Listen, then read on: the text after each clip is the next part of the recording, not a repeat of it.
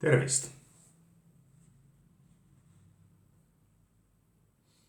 Üks tore sõna soome keeles on suklaamuna. Kust ma tean, et see on suklaamuna? Väga lihtne. Siin on kirjas Fazer.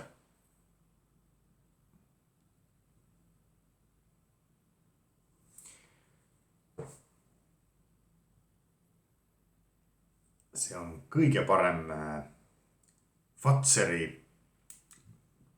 maiustus, mida ma tean.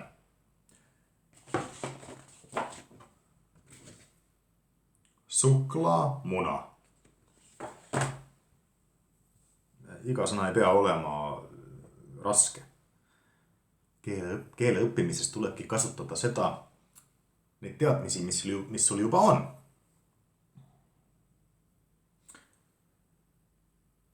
Usute, et see on šokolaadist? Vaatame.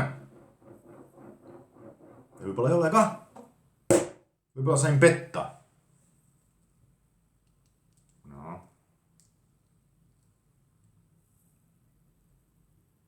Ma ei tulegi lahti.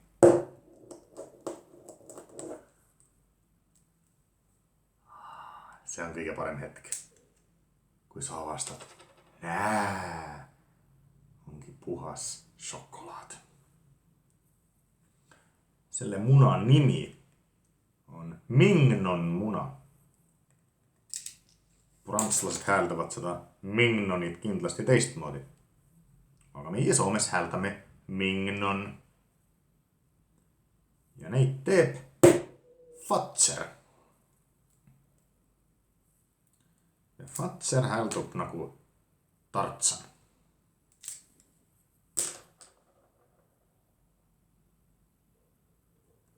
Näe, siin on väike auk.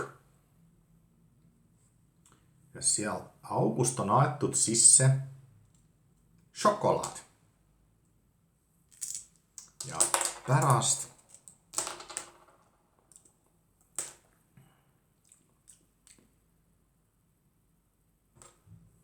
see auk on täidetud sellise suhkrumassiga. Kui te lähete Soome, minge ostke.